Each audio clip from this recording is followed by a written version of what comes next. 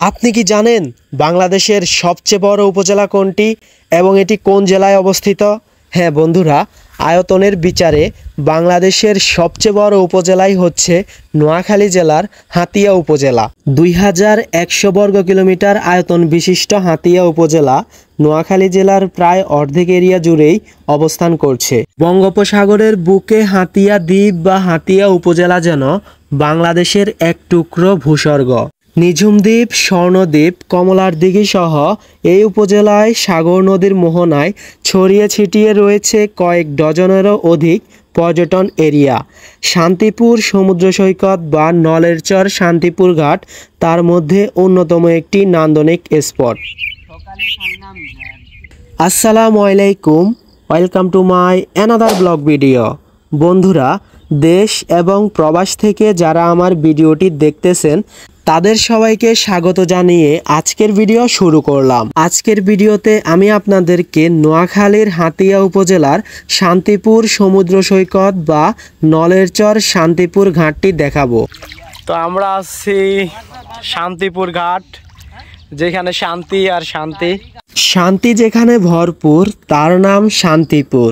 শান্তিপুর সমুদ্র সৈকতটি নোয়াখালীর হাতিয়া উপজেলার আওতাধীন ২ নং চানন্দী ইউনিয়নের শান্তিপুরে অবস্থিত একটি নৈসর্গিক সমুদ্র সৈকত। নোয়াখালীর মূল ভূখণ্ডের সাথে শান্তিপুর সংযুক্ত থাকার কারণে আপনি খুব অল্প সময়ের ভিতরেই এই জায়গাটিতে আসতে পারবেন। কোনো রকম নদী পারাপারে ঝামেলা ছাড়াই শান্তিপুরে আসা যায়। তবে সিএনজি চলাচল না থাকায় ব্যক্তিগত বাইক অথবা গাড়ি নিয়েই শান্তিপুর আসতে হবে। চেয়ারম্যান ঘাট থেকে সোনাপুর যাওয়ার পথেই পড়ে ১ নং হর্নি ইউনিয়নের মোহাম্মদপুর আলীবাজার। আলীবাজার থেকে পূর্ব দিকে যে সড়কটি গিয়েছে এই সড়ক ধরে গেলেই আপনারা একটি চমৎকার দিঘি দেখতে পারবেন।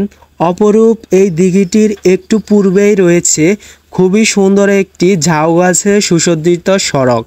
যে সড়ক ধরে দক্ষিণে আসলেই আপনারা পেয়ে যাবেন বেড়িবাঁধ।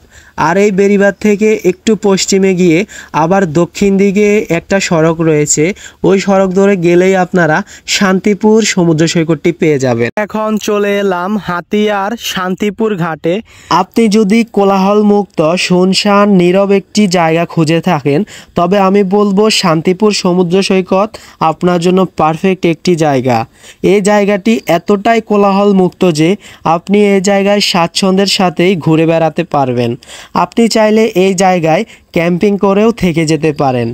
আমরা যেহেতু ভাটার সময় এসেছি তাই জলরাশির শান্ত রূপটি দেখতে পাচ্ছি। দেখতে অনেকটা কক্সবাজারের মতো মনে হলেও কক্সবাজারের মতো বিশাল আকৃতির ঢেউ কিন্তু এখানে লক্ষ্য করা যাচ্ছে না। আসলে ভাটার সময় একেবারে শান্ত হয়ে থাকে শান্তিপুর সমুদ্র সৈকতের জলরাশি। জোয়ারের সময় সাগরের পানি যখন উথলে ওঠে তখন শান্তিপুরের শান্তরূপ আর থাকে না। একেবারে উত্তাল ঢেউ এসে পার ভেঙে শুরু করে দেয় ভূমি নিধন। কথায় আছে না, নদীর একুল ভাঙে তো অকুল গড়ে। এপার ভাঙতেছে তো ওই পার গড়তেছে। বঙ্গোপসাগরের হাতিয়া প্রণালী। কষ্ট বেশি জ্ঞান আপনাকে? কষ্ট মানে সীমা ছাড়া কষ্ট। আরে ওই যে দূরে হচ্ছে শান্তিপুর বাজার, আর দেখছেন কি পরিমাণ ভাঙতেছে। এগুলো আসলে থাকবে না আর এরকম। নদী ভাঙনের ফলে এই পর্যন্ত হাতিয়ার কত মানুষ যে ভিটেমাটি হারিয়েছেন তার সঠিক হিসাব দিতে পারবো না। এই পর্যন্ত হাতিয়ার অনেক অংশই নদীগর্ভে বিলীন হয়ে গিয়েছে। অতীতে হাতিয়ার ১ নং নীলক্ষী ইউনিয়ন ছিল, যেটি সম্পূর্ণ আজ বিলুপ্ত। হাতিয়ার সৌন্দর্যের আড়ালে লুকিয়ে রয়েছে হাজার হাজার ভিটেমাটি হারা মানুষের কষ্টের কাহিনী। আর এই কষ্ট দূর করতেই বর্তমান সরকার হাতিয়ার নদী ভাঙন রোধে বিভিন্ন প্রতিরক্ষামূলক প্রকল্প হাতে নিয়েছেন। প্রকল্পগুলো যদি সঠিকভাবে বাস্তবায়ন করা হয় তবে আমার মনে হয় হাতিয়ার নদী ভাঙন অনেকাংশেই কমবে এবং হাতিয়ার মানুষের দুঃখ দুর্দশা ঘুচবে।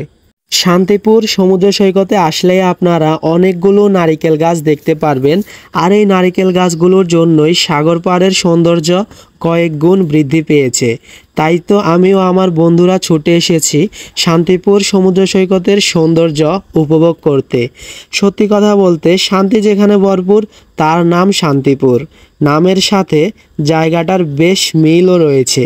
শান্তশিষ্ট প্রকৃতি আর মৃদু বাতাসে মনের ভিতরটা প্রশান্তি অনুভব করতেছে। মন চাইতেছে শুয়ে পড়ি আর শুয়ে শুয়ে আকাশ পানে চেয়ে থাকি। তো বন্ধুরা, এই ছিল আজকের মতো ভিডিও। দেখা হচ্ছে নতুন কোনো ভিডিওতে, নতুন কোনো স্থান অথবা জায়গা নিয়ে। ততক্ষণ পর্যন্ত সবাই ভালো থাকুন, সুস্থ থাকুন এবং প্রিয় দেশ বাংলাদেশকে ভালোবাসুন। আল্লাহ হাফেজ।